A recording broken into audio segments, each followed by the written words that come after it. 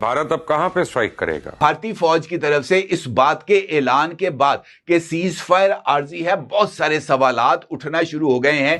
पाकिस्तान के खिलाफ भारत की तैयारी कैसी थी? भारत और पाकिस्तान के बीच जब जंग जैसे हालात बने तो भारत ने ये पूरी दुनिया को दिखा दिया। अब मैं देख रहा हूँ कि भारत ने यानी कि मोदी जी ने एक एक कर हर रोज एक नया वार पाकिस्तान के ऊपर करना हमने शुरू कर दिया है और उसकी जो लड़ने की शक्ति है वो भी हमने खींच ली है, क्योंकि टेक्नोलॉजी हो या किसी भी आप अपने एयरपोर्ट्स नहीं प्रोटेक्ट कर सके। ये और बात है कि मैं ऑपरेशन सिंदूर राउंड 2 का नाम दिया। भारत एक मर्तबा फिर नई जंग की तैयारी कर रहा है।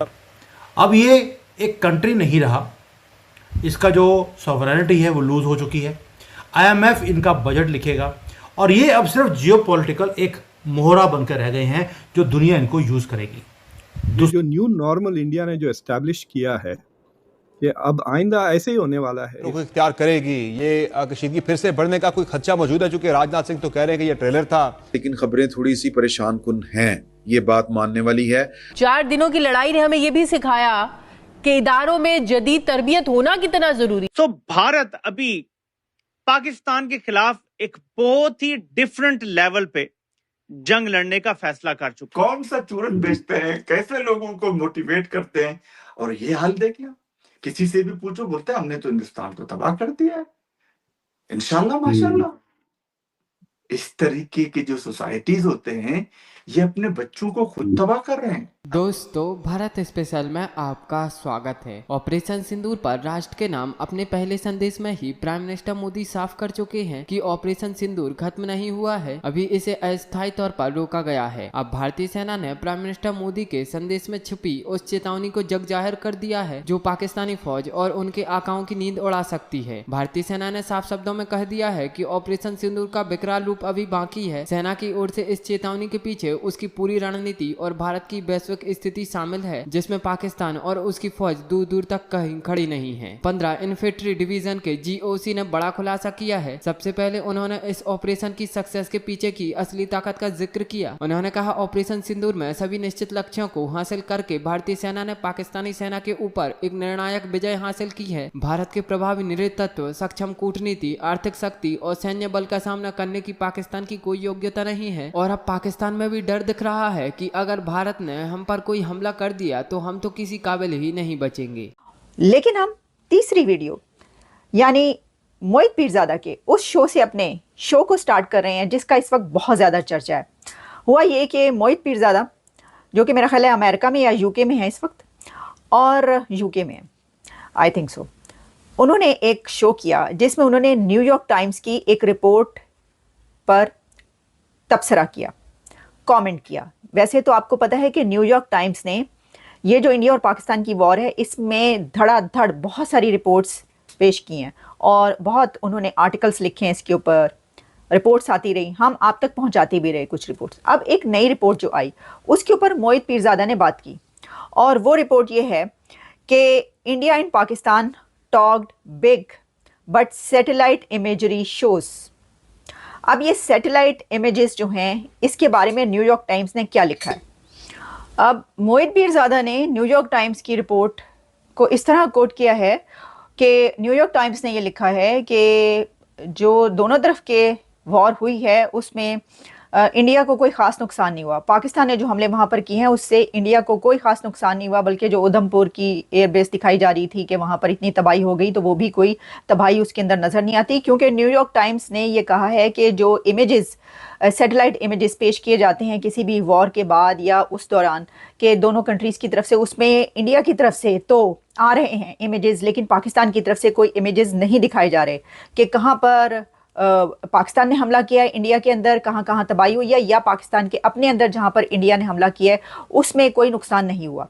ऐसे कोई इमेजेस पेश नहीं किए गए। तो फिर न्यूयॉर्क टाइम्स ने खुद से जो है उसके ऊपर अपनी रिसर्च की और उसके बाद उन्होंने इमेजेस पेश किए जिसमें उन्होंने कहा है कि इंडिया ने 9 नहीं बल्कि 24 मकामात को निशाना बनाया है, क्योंकि हम अभी तक यही कहते रहे थे कि इंडिया ने 9 मकामात को बनाया है, लेकिन न्यूयॉर्क टाइम्स की रिपोर्ट ये कह रही है कि पाकिस्तान के अंदर इंडिया ने 24 मकामात को निशाना बनाया और सही ताक के ठीक निशाने पर जो है वो उन्होंने ढूंढ ढूंढ के मारा है, मिसाइल और जो भी वो जंग के दौरान। लेकिन अब मैं देख रहा हूँ कि भारत ने यानी कि मोदी जी ने एक एक कर हर रोज एक नया वार पाकिस्तान के ऊपर करना हमने शुरू कर दिया है।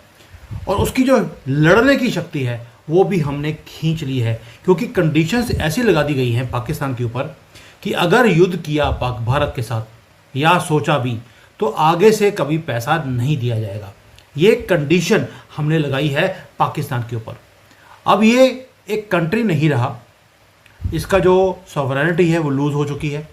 IMF इनका बजट लिखेगा और ये अब सिर्फ जियोपॉलिटिकल एक मोहरा बनकर रह गए हैं जो दुनिया इनको यूज करेगी। दूसरी बात, आपको समझना पड़ेगा कि कांग्रेस हो, उद्धव ठाकरे हो, टोंटी चोर हो, आम आदमी पार्टी हो, कंजरवाल हो, ये सब के सब आपको खत्म होते हुए दिखाई देते हैं। और यही मोदी जी का स्टाइल है काम करने का। आपको लगता है कि ओवरनाइट ये खत्म हो गए?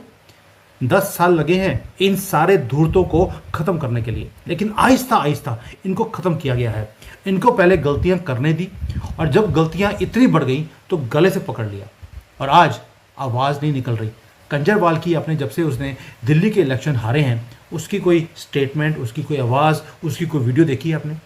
ऐसे है जैसे कि मर गया हो। यही चीज़ कांग्रेस के साथ भी है और बाकी सारे, उद्धव ठाकरे हो, इवन कि शरद पवार हो, सबका साथ वही हो रहा है जो पाकिस्तान के साथ अब हो रहा है। अब देखते हैं कि पाकिस्तान का हाल हमने कैसे कर दिया और कैसे उसकी शक्ति को हमने खत्म कर दिया लड़ने की।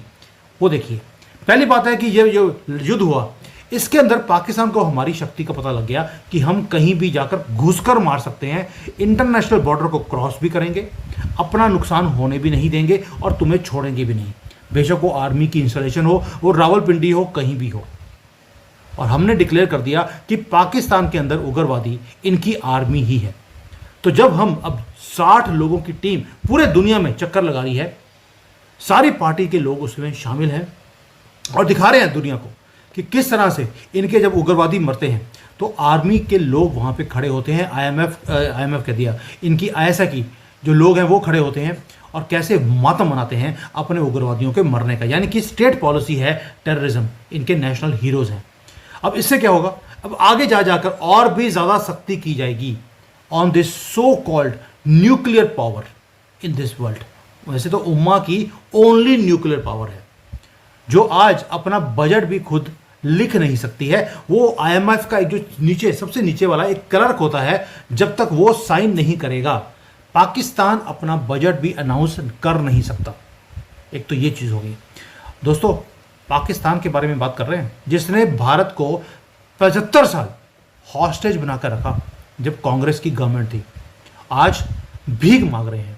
एंड अभी तो कंडीशंस ऐसी लगा दी गई हैं कि भीख मांगने के साथ साथ कंडीशंस भी पूरी करनी पड़ेगी। मोदी जी ने एक बार बोला था कि भीख मंगवाऊंगा मैं पाकिस्तान से, और एक्चुअली वो मतलब उनका ये था, मैं कांग्रेस के पाकिस्तान को भीख मंगवाऊंगा, क्योंकि पाकिस्तान कभी एग्जिस्ट नहीं करता था। कांग्रेस ने उसको एग्जिस्ट भी कराया, उसको पाला परोसा और यहां तक बनाकर उसको एक भस्मासुर बना के खड़ा कर दिया। हमने क्या किया, देश के अंदर देखिए, कांग्रेस को अगर भिखारी बनाया है या कांग्रेस के पाकिस्तान को भिखारी बनाया है, हमने पहले तो देश के अंदर जो NGOs थे उसको क्लोज किया। भाई, जैसे ही हमने NGOs को बंद कराया है, ओवैसी भी भारत की और गवर्नमेंट की लैंग्वेज बोलनी शुरू कर दी। आपको लगता है कि कोइंसिडेंस है कि युद्ध चल रहा था और ओवैसी भारत की बात बोल रहा था, भारत माता की जय बोल रहा था और 0.5 फ्रंट को बाहर निकलने ही नहीं दिया। यानी कि आपने भारत के अंदर भी इनकी शक्ति खत्म करने के लिए सबसे पहले आपने मनी फ्लो